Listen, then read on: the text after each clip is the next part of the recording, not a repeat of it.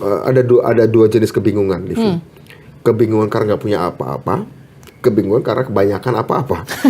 Saya kira Pak Jokowi bingungnya bingung enak nih. Bukan bingung. Karena dua-duanya bagus. Iya, kan dua-duanya bagus kan? Ya kayak orang punya pacar 2 atau 3 gitu ya. Ini bingung enak nih.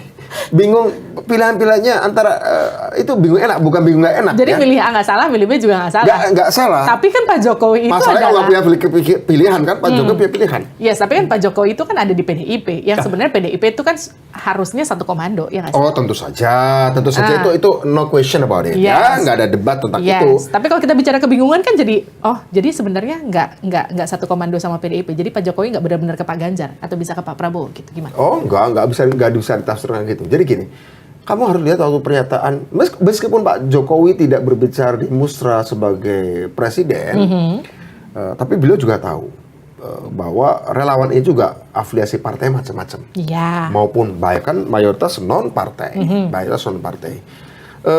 Saya pikir jika nanti suatu saat Pak Jokowi akan memutuskan, saya pikir tidak akan senorak itu, tidak akan terbuka itu ya.